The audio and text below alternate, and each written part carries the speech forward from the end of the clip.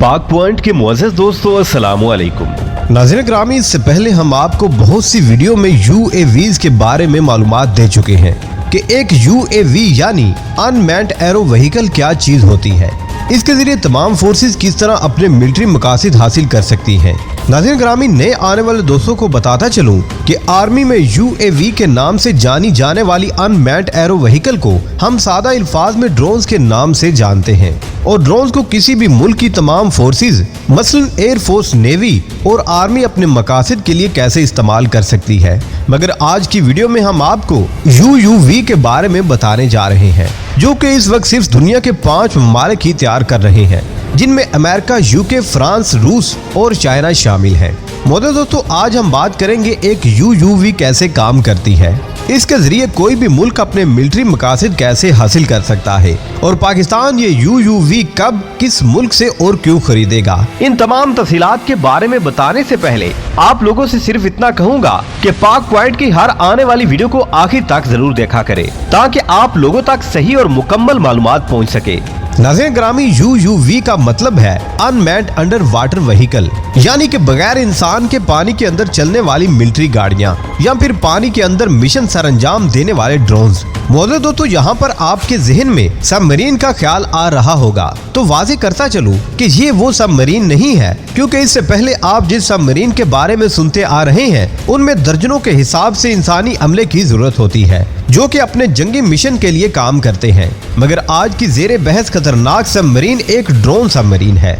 मौजूद दोस्तों, बुनियादी तौर पर इनकी भी 2 अकसाम होती हैं। पहली किस्म को हम UUV और दूसरी किस्म को AUV के नाम से जानते हैं।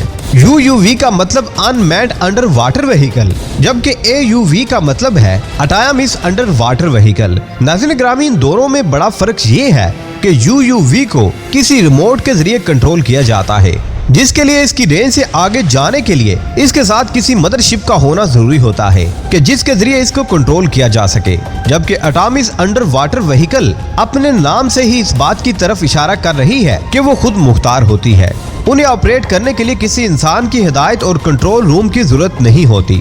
नाज़रीन ग्रामी, अगर आपको याद हो तो मैंने कुछ ही दिन पहले एक वीडियो बनाई थी और आपको बताया था कि साइंस किस कदर तरक्की कर चुकी है। वीडियो में ये बताया गया था कि अपने दिफाई मकासद हासिल करने के लिए अमेरिका की जानिब से न सिर्फ एक ड्रोन सबमरीन बल्कि ऐसी ड्रोन सबमरीन मुतारिफ करवाई गई है कि जिसकी शक्ल एक मेंटारे मछली की सी है, कि जिसे दुश्मन अगर दूर से देख भी ले तो उसे यही लगेगा कि ये कोई मछली है। और ये मेंटारे ड्रोन सबमरीन इंतहाई खतरनाक हथियारों से भी लैस है और स्टेल्थ सलाहियतों की मालक भी, जो कि दुश्मन के रेडारों पर नजर आए बगैर गैर मुल्की हुदूद में दाखिल होकर हमला करने की सलाहियत रखती है। नाज़रीन ग्रामी, इस बात से आप अंदाजा लगा सकते हैं कि किसी भी मुल्क की साली पट्टी की हिफाजत करना किस कदर अहमियत का हामिल है।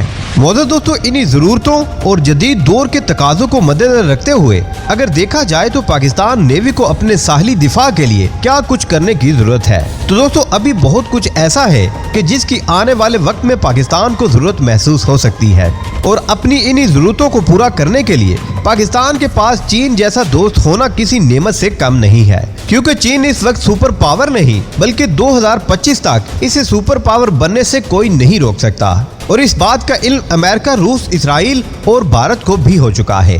तो नाज़रीन ग्रामी, भारत का साहिली इलाका तकरीबन 7500 किलोमीटर पर मुहित है और भारत की ज्यादातर तजारत भी समुद्री रास्ते से ही मुमकिन होती है। तो आने वाले वक्त में अगर पाकिस्तान चीन से UUV खरीद लेता है या फिर चीन अपने दिफाई मकासद हासिल करने के लिए खुद ही ये UUV पाकिस्तान को देकर और पाकिस्तान के साथ मिलकर भारत की बैंड बजा देता है, तो भारत ये सोचकर ही खौफ में मुब्तला हो जाएगा कि चीन का सुपर पावर बनना पाकिस्तान का सुपर पावर बनने के मुतरादिफ है।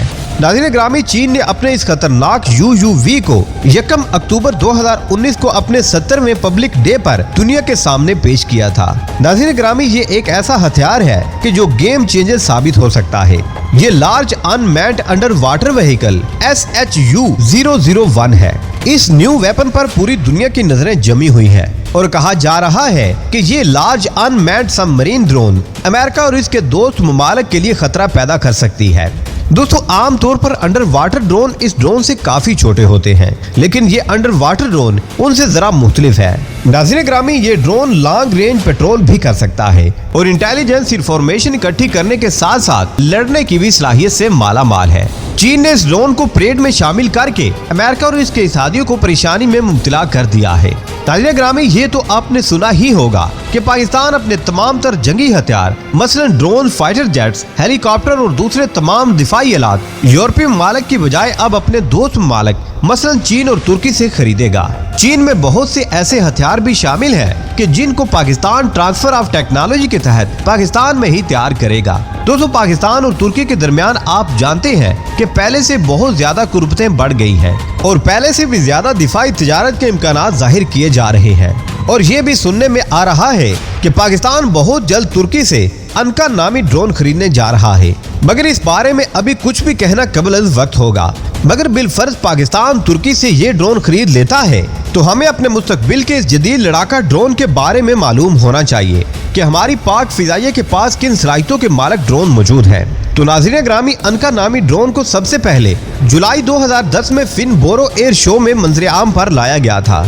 इसकी पहली कामयाब परवाज दिसंबर 2010 में हुई थी। अनका नामी ड्रोन की बुनियादी तौर पर 3 वेरिएंट मौजूद हैं।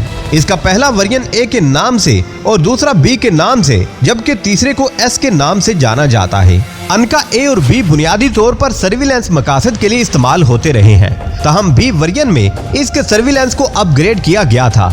इसके बाद इसकी सीरियल प्रोडक्शन स्टार्ट हुई थी। इस सीरियल यूनिट में प्रोडक्शन को अनका एस के नाम से जाना जाता है। दोस्तों इस ड्रोन के बुनियादी तौर पर 3 अपग्रेड्स की गई हैं। पहले 2 अपग्रेड्स के तहत इस ड्रोन को सैटेलाइट कम्युनिकेशन और सिग्नल इंटेलिजेंस से लैस किया गया है, जबकि तीसरे अपग्रेड में इसमें एयर टू ग्राउंड और air to air missile system integrate किए गए हैं। इस ड्रोन की अगर स्पेसिफिकेशन पर बात करें तो इस ड्रोन की लंबाई 8 मीटर, इस ड्रोन का विंग एरिया 17.3 मीटर, जबकि इसकी हाइट 3.4 मीटर है। इस ड्रोन के इनर्शियल वेरिएंट को चाइनीज मेड सिंजोरिन इंजन से लैस किया गया था। ये इंजन 155 हॉर्स पावर का हामिल था। इस इंजन की मदद से ये ड्रोन 30,000 फुट की बुलंदी पर परवाज कर सकता था, मगर इसके टेस्ट वेरिएंट में तुर्की के खुद साख्ता 170 PD नामी इंजन नस्ब किया गया है, जो कि इसे 170 हॉर्स पावर जनरेट करने की सहूलत फराम करता है, जिसकी मदद से ये ड्रोन 40,000 फुट की बुलंदी पर परवाज करने की सलाहियत रखता है। इसकी मैक्सिमम स्पीड 217 किलोमीटर फी घंटा है, जबकि 24 घंटे तक मुसलसल फिजा में रहकर अपने ऑपरेशन सरंजाम देने की सलाहियत से माला माल है। इस ड्रोन की डाटा लिंक रेंज 320 किलोमीटर है। ये ड्रोन अपने साथ 1600 किलोग्राम का वजन उठाकर टेक ऑफ करने की सलाहियत रखता है। दोस्तों इसकी दूसरी तमाम खूबियों के साथ इसकी ये खूबी भी काबिल जिक्र है कि इस ड्रोन में HD कैमरा नस्ब किया गया है, जिसकी मदद से ये ड्रोन तकरीबन 3200 मीटर की बुलंदी पर रहते हुए दुश्मन की नकलो हरकत पर नजर रख सकता है। इस ड्रोन में न सिर्फ जदीद रिकॉर्डिंग सिस्टम बल्कि एयरबोर्न रेडार सिस्टम भी नस्ब किया गया है। इस रेडार की रेंज 37 किलोमीटर है, यानी ये रेडार 37 किलोमीटर की दूरी से इस बात को जान लेता है कि आगे दुश्मन का कोई मिसाइल, हेलीकॉप्टर, एयरक्राफ्ट या फिर कोई ड्रोन मौजूद है या नहीं। ये रेडार सिस्टम हर तरह के मौसम में, बारिश हो या फिर तूफान, आंधी हो या फिर धूप, हर तरह के मौसम में अपनी सलाहियतों को मुकम्मल तौर पर इस्तेमाल करते हुए मिशन को सरअंजाम दे सकता है। इस रेडार में 3 किस्म के मूड्स होते हैं, जिनमें पहला मूड बूट लाइन मूड है।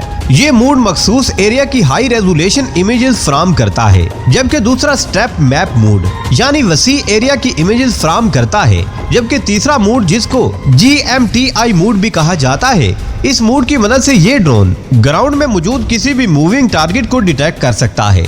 नाज़रीन ग्रामी, अगर इस ड्रोन की वेपन कैपेबिलिटी की बात करें तो इसमें सबसे पहले Turkish locally manufacture smart micro munition MAL और MAMC नस्ब किया जा सकता है। MAMC की रेंज 8 किलोमीटर तक है, जबकि इसका वजन 20 किलोग्राम है।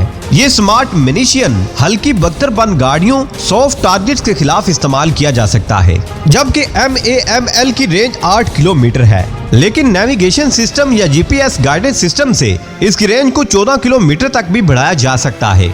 इस मिसाइल का वजन 22 किलोग्राम है। इसके अलावा इस ड्रोन से 70 मिलीमीटर के locally manufacture laser guided rocket, जिनको सीरेट के नाम से जाना जाता है, दागा जा सकता है। इसकी मैक्सिमम रेंज 8 किलोमीटर तक है, जबकि इसका वजन 18 किलोग्राम है। दोस्तों, तुर्की इस वक्त इस ड्रोन के अपग्रेड वर्जन अनका 2 पर भी काम कर रहा है, जिसमें ना सिर्फ एक की बजाय 2 पावरफुल इंजन नस्ब किए जाएंगे, बल्कि इसके अलावा लोकली मैन्युफैक्चर AESA रेडार और अपग्रेड सर्विलेंस और टारगेटिंग सिस्टम भी नस्ब किया जाएगा।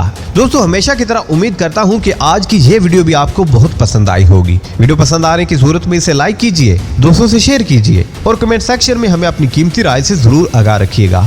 अल्लाह निगहबान।